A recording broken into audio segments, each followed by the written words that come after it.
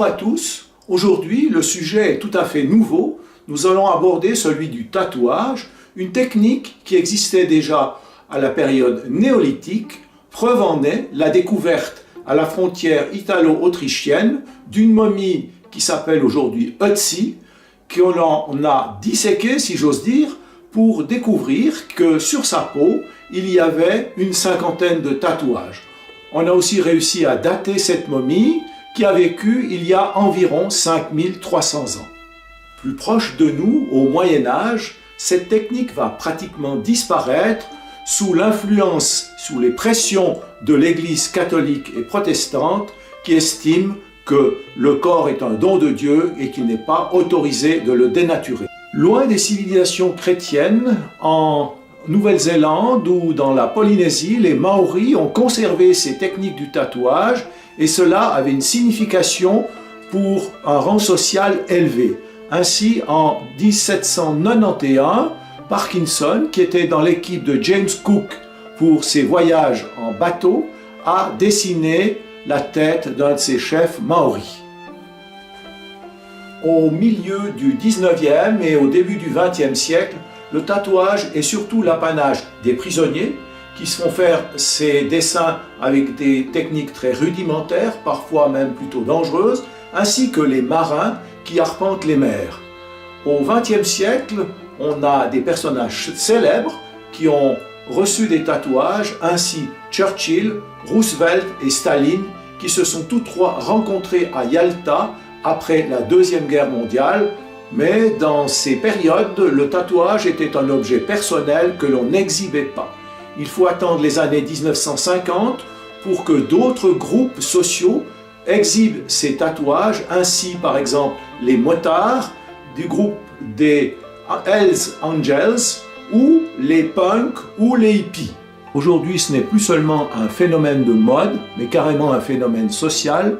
On dit, selon certaines statistiques, qui malheureusement ne peuvent pas être très précises, qu'en France, une personne sur 10 est tatouée, mais que si on considère la classe d'âge jusqu'à 25 ans, ce serait une personne sur 3.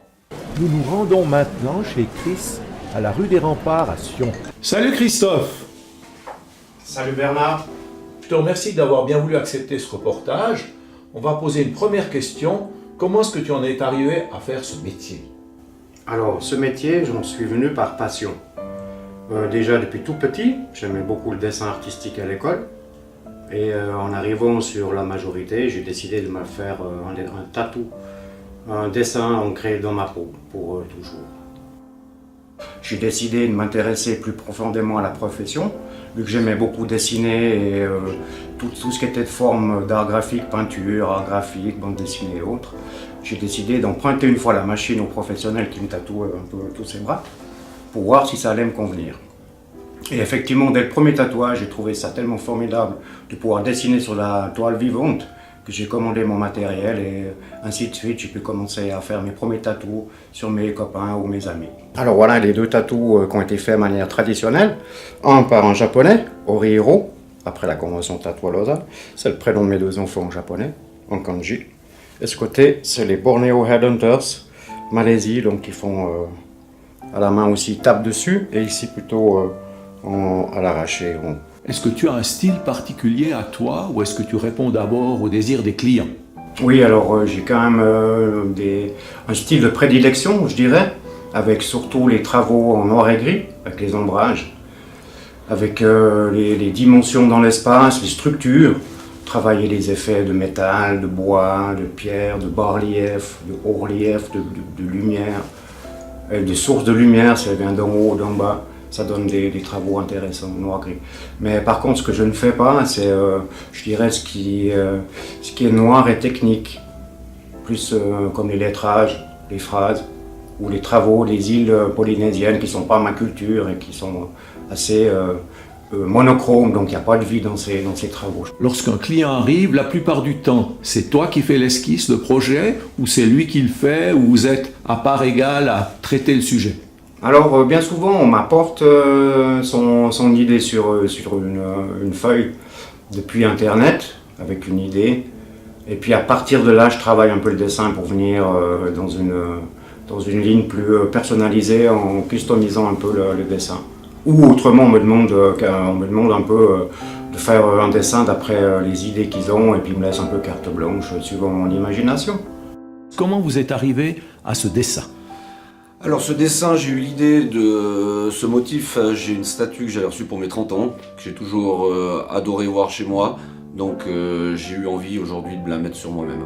Voilà, alors cette image représente un personnage, je dirais, mi-homme, mi-démon, où on voit bien, avec tous ces contrastes, ces expressions sur le visage, le côté un petit peu arrogant de l'homme, et son côté aussi sain, ça représente bien les deux facettes de chaque être humain. Quelques semaines plus tard, on a complété ce tatouage avec Chris en insérant une carte d'as de cœur avec à l'intérieur un ruban où est gravé le nom de mon fils Niels. Vous auriez aussi pu la faire en couleur, c'était un choix délibéré de faire cette carte en noir et blanc ou bien? Tout à fait, oui. Dès le départ, je voulais rester dans ces contrastes de noir et de gris. Comment est-ce que vous en êtes arrivé au choix du modèle? Je suis arrivée, j'ai exposé mon problème à Christophe. Je lui ai quand même dit que je voulais quelque chose de simple. J'aimerais de l'eau et des fleurs. Et par rapport à ma jambe et son expérience, il m'a sorti le dessin qui me convient. Alors oui, c'est une collaboration avec Emilienne. On s'est concerté sur les possibilités d'intégrer ces cicatrices de maladies infantiles par exemple dans les centres des fleurs, pour les colorer après ou les ombrer un petit peu, de manière à intégrer les cicatrices au mieux dans le tatou. C'est comme ça qu'on en est arrivé aux fleurs de cerisier. Voilà. Comment s'est fait le choix du tatouage? Alors ce tatouage en particulier, c'était un choix, donc c'est toujours personnel. Après, moi c'était surtout pour marquer en tournant dans ma vie, quand j'ai changé de métier, de profession. Et c'était aussi l'occasion de symboliser par différentes choses les personnes qui me sont chères sur moi, simplement. Mon deuxième tatouage, je me suis intéressé à la culture japonaise et je l'ai fait à l'âge de 22 ans et j'ai fait un dragon. Un dragon qui signifie dans la culture japonaise tout ce qui est force, tout ce qui est persévérance. À savoir aussi que la tête qu'on tatoue à son dragon, c'est par rapport au caractère qu'on a. C'est pour ça que je l'ai fait un peu caractériel, un caractère fort. Alors il y a beaucoup de gens qui pensent que le dragon est un animal de feu. Or le dragon est un animal d'eau. Alors pour le dragon, j'avais déjà l'idée de ce que je voulais faire dans ma tête. Je suis arrivé chez la tatoueuse. Je lui ai dit que je voulais un dragon avec la tête qui part depuis l'omoplate et puis le restant du corps qui part dans le dos. Et puis elle m'a dessiné. Après elle m'a envoyé le dessin, j'ai fait faire quelques modifications parce que la tête ne me convenait pas comme elle avait fait. Elle m'a fait les modifications et après j'ai envoyé le go, quoi. Donc on est parti d'idées relativement précises. Ah oui, j'ai dit une idée précise et après elle a dessiné elle par rapport à comme elle voyait la chose. Et après je lui ai fait corriger les petits détails et puis c'était ok. Alors ensuite je suis retourné chez ma tatoueuse et puis j'ai décidé de faire un phénix. Le phénix qui représente le contraire du dragon, et ça c'est un animal de feu. Pourquoi j'ai choisi le phénix? Ça représente la personne qui ne perd jamais, parce que le phénix, comme on sait, il renaît toujours de ses cendres. Et en fait c'est un animal qui pour moi représente la personne qui n'abandonne pas et qui persévère, et même malgré la défaite, qui continue à aller de l'avant en fait. Et s'il y a toutes ces couleurs rouges, c'est parce que c'est forcément lié à l'animal lui-même, qui est un animal de feu. Exactement, le phénix est toujours rouge, orangé, parce que effectivement ça représente le feu. Ouais. Alors ensuite, le quatrième tatouage, j'ai commencé cette année, début janvier. Puis je suis arrivé chez Chris avec des idées bien précises de ce que je voulais. Je lui ai dit que je voulais une carpe, que je voulais un lotus, que je voulais un masque, que je voulais tout le bras complet, et puis que lui, il montait le puzzle. Et puis effectivement, il m'a fait, puis on a commencé par la carpe. Alors après, si j'ai voulu faire une carpe, surtout, la carpe, ce que ça représente vraiment la persévérance, qui abandonne jamais. Puis effectivement, si j'ai fait une carpe qui part vers le haut du bras, c'est parce qu'au fait, la carpe, quand elle part vers le haut, elle se transforme en dragon, vraiment. Et c'est pour ça que j'ai lié au fait la carpe au dragon. C'est sa transformation ultime, au fait. Là, moi, je sais que tu es soigneux, que tout ce qu'il faut désinfecter au cours du traitement, tu le fais, que tu utilises du matériel stérile à usage unique ou que tu le stérilises. Mon problème, mon souci, c'est les encres. Qu'est-ce que tu as à me dire à ce propos? Parce que là, il y a beaucoup de choses à dire, certainement. C'est vrai qu'il y a pas mal de polémiques au sujet des encres et des couleurs notamment. Mais bon, j'ai eu des contrôles de l'office sanitaire pour contrôler le noir. Chose qui est assez qui est aux normes, parce que le pigment de base, le noir, la peau noire, il est connu et tout le monde l'utilise la même, plus ou moins avec les liants différents au alcool. Donc ça, on est venu contrôler, c'est bon. Puis il y a des couleurs qui sont plus faciles, d'autres plus difficiles. Est-ce que tu orientes parfois ton client à choisir plutôt des couleurs où on aura moins de problèmes ou comment? Alors j'oriente facilement le client sur des travaux en noir et gris comme j'aime faire. Comme ça on évite le risque de l'allergie avec une couleur rouge, bleue, ou qui peut être allergène pour une personne sensible ou une peau sensible effectivement. Du fait qu'il n'y a pas encore une gamme qui est aux normes européennes, aux normes sanitaires, donc j'évite de faire de la couleur. Parce que si je suis bien au clair, ces pigments ils sont fabriqués par l'industrie, mais pas dans un but d'usage humain, mais pour toute cause. Et puis eux, souvent, ils inscrivent « Nous ne prenons aucune responsabilité concernant des problèmes qu'il pourrait y avoir si on les utilise pour le tatouage ». C'est juste, oui. C'est juste, oui, parce qu'on peut se procurer des produits en Chine avec des faibles coûts, mais alors par contre, la toxicité de ces produits doit être assez haute. Lorsque l'on consulte les médias, on s'aperçoit que la situation est préoccupante.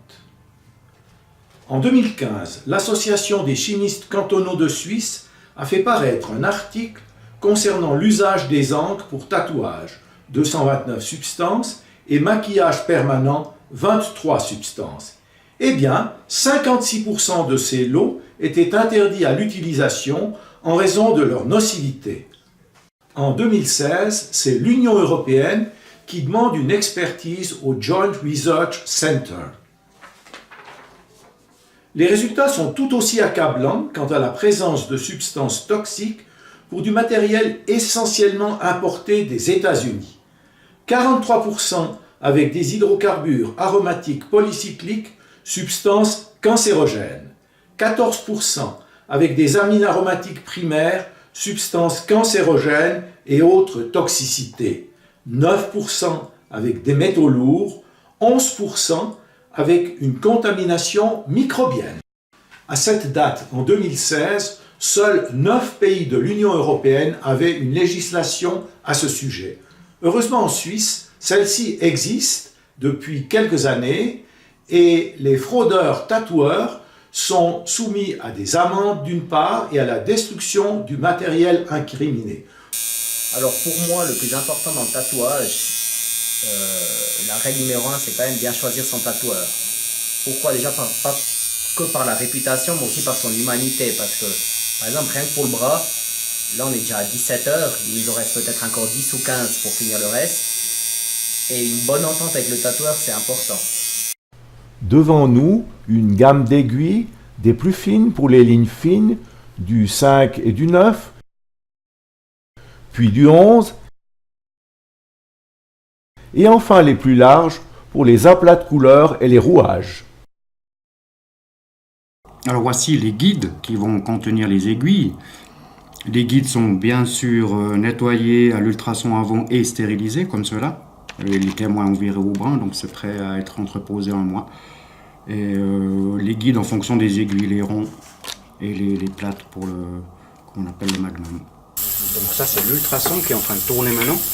C'est l'appareil qui permet de décoller les particules de sang et d'encre avant de les brosser encore sous l'évier avec de l'eau chaude, du savon et ensuite de les stériliser à l'autoclave. Le tatoueur suit avec son aiguille une ligne pré-tracée, ce qui permet d'injecter sous la peau entre 1 et 4 mm de profondeur des pigments de diverses couleurs.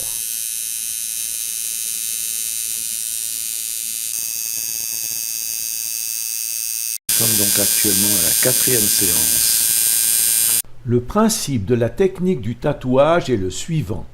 Le tatoueur se sert d'une aiguille stérilisée pour injecter au niveau du derme de fines particules d'une encre de couleur X. Après une douzaine d'heures, l'épiderme s'est en partie réparé grâce à l'inflammation locale qui a également un peu dispersé les particules d'encre. Après environ 4 semaines, la majorité des particules se situe dans le derme, là où on voulait les placer. Après 2 à 3 mois, localement, la situation est tout à fait stabilisée. Suite au fait que des cellules appelées macrophages aient tenté de faire le ménage en digérant ces particules et que certaines autres ont migré dans la lymphe puis les ganglions, la concentration des pigments diminue, il faut réinjecter de l'encre. Alors vu qu'on a perdu, j'ai perdu un petit bout de dessin, un petit calque violet, je vais reposer, répondre mon calque avec un petit peu d'alcool. Et l'alcool, c'est pour quelle raison? C'est pour faire tenir mon stencil, vu que c'est un stencil à alcool, l'ancêtre de la photocopie. Donc on va raccorder, quand même le remettre à la bonne place. Le stencil est en train de se décalquer sur la peau, on peut le voir. Puis le violet permet de se former et placer au milieu de la figure, donc c'est bon.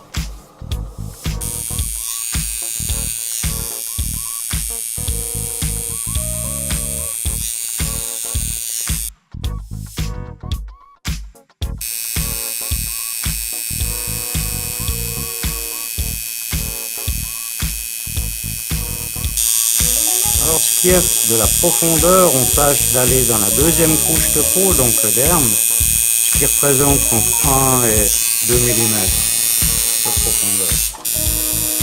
Donc pour les ombrages, on aurait tendance à aller un petit peu plus profond que les lignes, mais les lignes s'avoisinent entre 1 et 1,5 et les ombrages à 2-3 mm. Alors un petit coup de nettoyage avec une eau stérile et injectable, mélangée avec un peu de Septivon pour nettoyer le tatou. Alors pour moi, un tatouage, ça doit... Moi, j'aime pas trop les montrer, parce que pour moi, un tatouage, c'est plus personnel que public. Hein. Si j'en ai fait, moi, c'est pas pour montrer aux autres. Par contre, après, c'est pas pour autant que l'été, par une grosse chaleur, parce que j'ai un tatouage à l'avant-bras, je vais mettre une grosse chemise. J'ai pas peur de les montrer, mais je vais pas en plein hiver me promener en t-shirt pour montrer ce que j'ai à l'avant-bras, par exemple.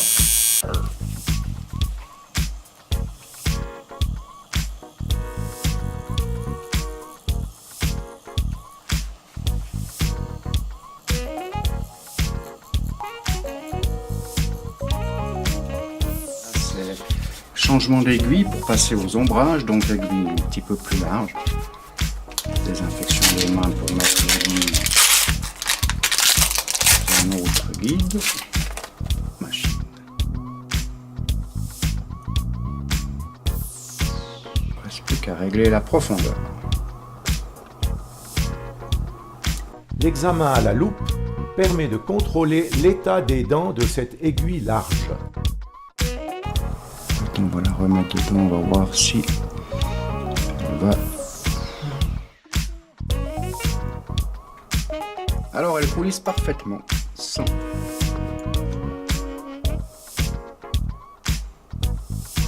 On verrouille pour bien serrer. Je vais déjà voir. On va changer l'intensité aussi. Alors on commence les contrastes, les ombrages et les dégradés derrière les flammes et les nuages, derrière le motif principal. Différence avec l'autre aiguille, on met plus d'encre ou comment ça?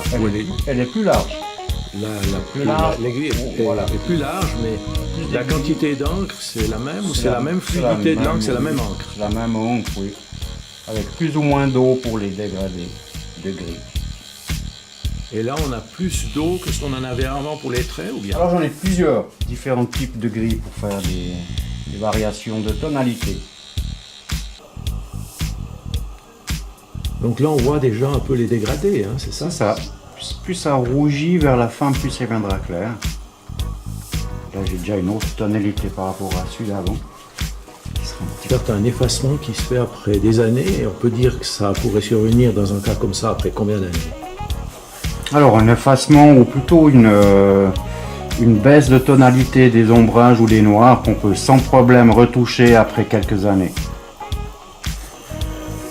En retrouvant pratiquement le statu quo du départ. Exactement.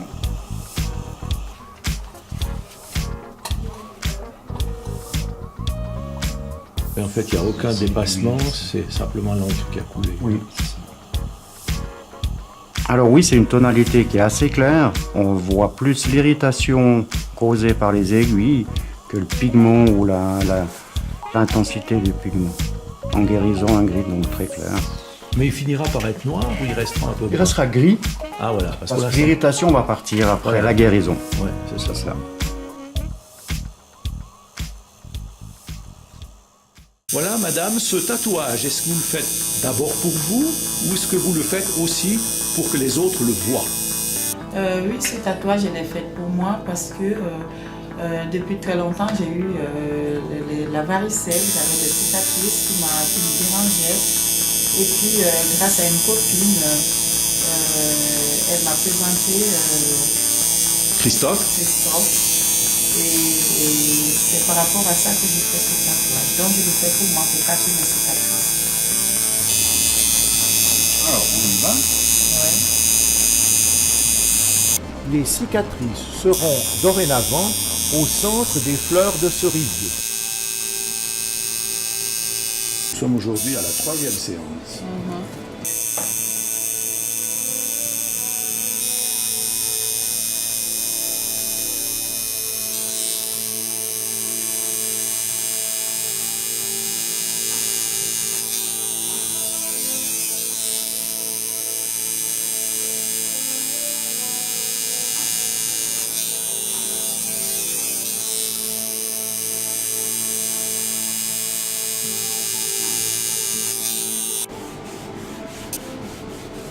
Petite séance de rinçage pour enlever les pigments noirs qui n'ont pas été incorporés sous la peau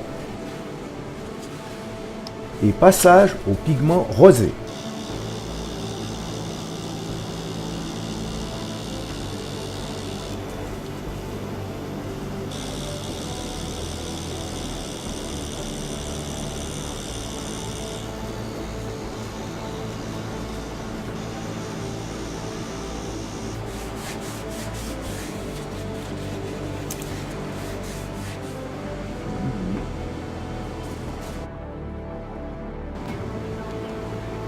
Qu'est-ce qui a décidé du choix des sujets pour ces tatouages?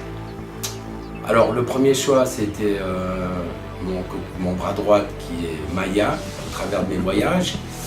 Et mon deuxième choix c'est Hans-Rudi Giger, un artiste suisse qui a créé Alien et puis qui m'a plu au travers de ses peintures et ses sujets que j'ai proposé à Chris, mon tatoueur, et qui m'a fait ça au top. Et puis ça a commencé vers quel âge? À peu près, pas les deux bras là, mais les premiers autour de 20 ans à peu près. On est sur deux périodes avec du sujet différent. On a passé de l'un à l'autre.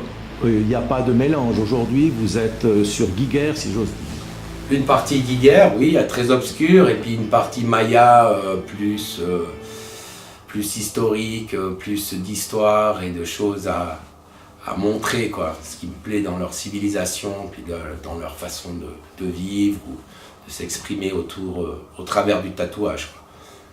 Alors, c'est une momie Maya qui est au musée du Pérou et qu'on l'a retrouvée comme ça, avec sa coiffe dessous et son collier, quoi. Moi, je suppose la situation suivante. On a déjà choisi le modèle, on est d'accord sur la façon de le réaliser, mais nous sommes quand même dans ce premier interview. Qu'est-ce que tu vas expliquer, accepter ou ne pas accepter avec le client qui vient te voir maintenant?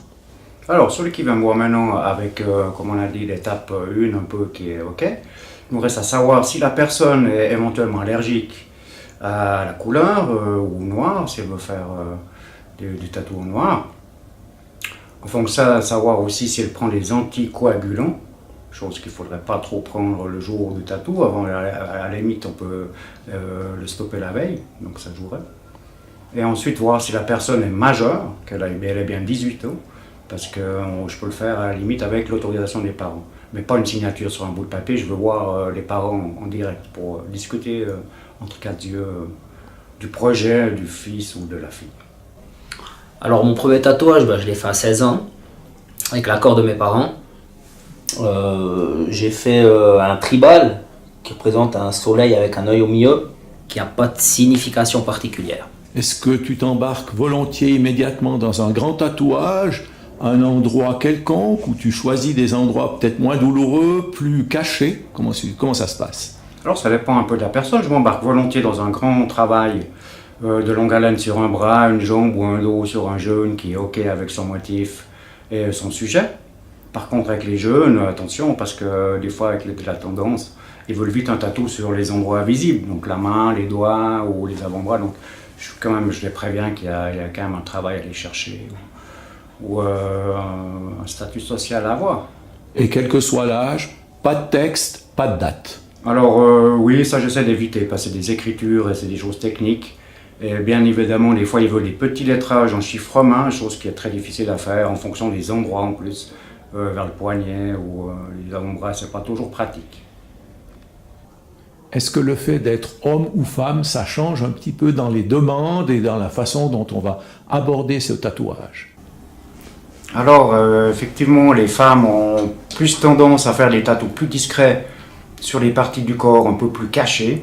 Alors que je dirais aussi, comme on parlait tout à l'heure des statistiques, je pense qu'il y a à peu près 60-40, donc 60% d'hommes et 40% de filles chez moi. Alors que souvent, comme tu m'as dit, les statistiques préconisaient un peu l'inverse. Alors c'est vrai qu'en fonction des différentes peaux, on doit faire quand même attention à ce qu'elles ont dessus, comme les grains de beauté, taches de rousseur, cicatrices, vergetures. Donc en tout cas, les grains de beauté, on les contourne, on ne peut pas les teinter, de manière à voir leur évolution si vraiment ils vont évoluer dans un mélanome. Est-ce que tu as eu des cas de cancer de la peau, pas forcément liés au tatouage, mais dans la région où le tatouage a été fait? Alors non, il n'y a encore aucun cas qui m'a été signalé. Dans ton studio, qu'est-ce que tu rencontres comme effet secondaire, comme complication du tatouage? Alors suite à un tatou, on peut rencontrer effectivement des complications, une infection due à un mauvais entretien du client, ou une allergie à la couleur. Ça nous est arrivé que les personnes réagissent méchamment à la couleur. Alors pour les problèmes, des fois de réaction ou d'infection au tatou, ils vont consulter un dermatologue qui leur prescriront une pommade antibiotique à mettre localement. Donc la plupart du temps, ça suffit, une pommade locale comme oui, traitement? Ça suffit. Oui, pour guérir l'allergie ou l'infection, ça suffit. Qu'est-ce qui fait cet engouement pour le tatouage? Alors actuellement, je pense qu'il y a plusieurs facteurs qui vont venir influencer les gens et la société, notamment les footballeurs qui se font pas mal tatouer, avec les bras pas mal noirs et gris. Il y a le show business avec le cinéma, les chanteuses, tout ça qui amène dans un couloir de mode et de tendance les gens à se faire des tatous similaires un peu à leurs idoles ou leurs préférences. Donc c'est d'abord l'exemple des gens célèbres. Oui, il me semble que ça donne un petit peu une ligne de conduite, oui. Alors c'est vrai qu'actuellement le tatou est devenu un phénomène social.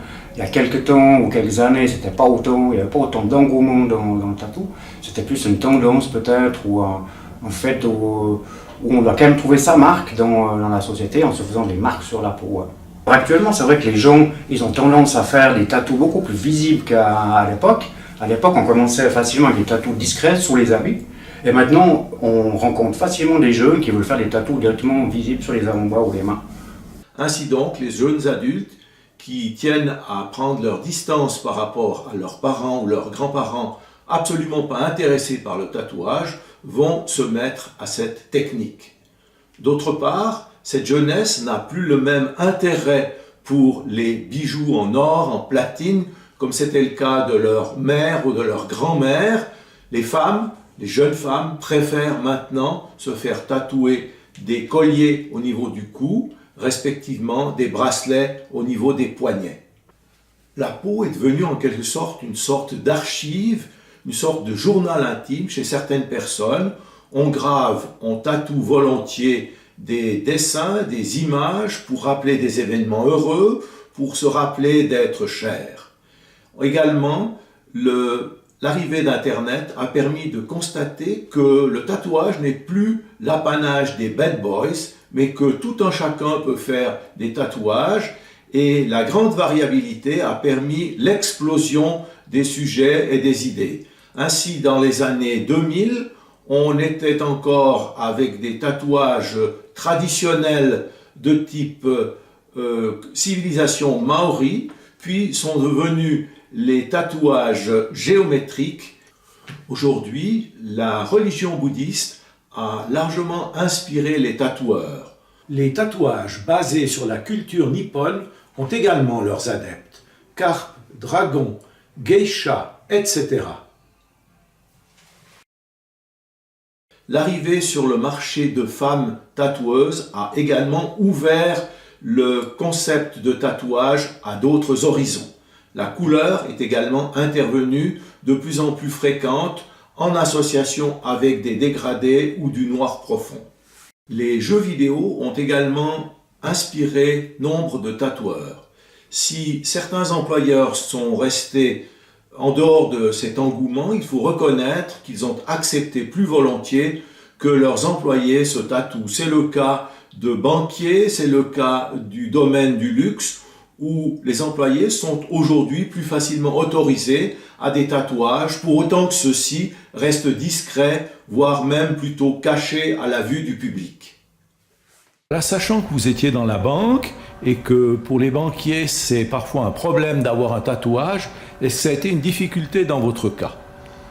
Dans mon cas, non, personnellement pas, parce que à l'époque, j'avais un tatouage qui était caché et qui n'était pas apparent.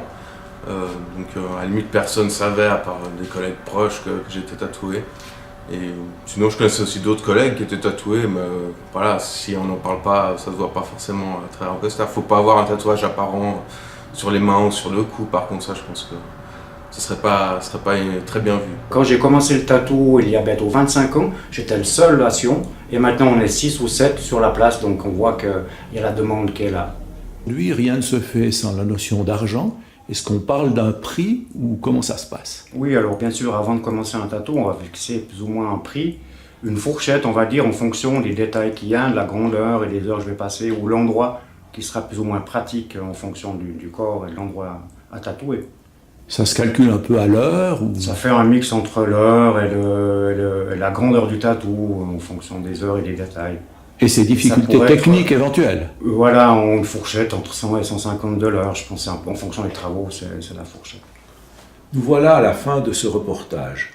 Dans la mesure du possible, j'ai essayé d'aborder l'historique de cet art, de parler des instruments, des techniques, mais surtout des changements de mentalité qui se sont opérés jusqu'à nos jours. J'ai encore un autre sujet qui me tient à cœur, c'est celui du détatouage. Moi, en tant que médecin, il me semble important d'aborder cette question qui est à la fois douloureuse physiquement, douloureuse pour le porte-monnaie et qui n'apporte pas toujours les résultats escomptés. Ce sera l'objet d'un très prochain reportage.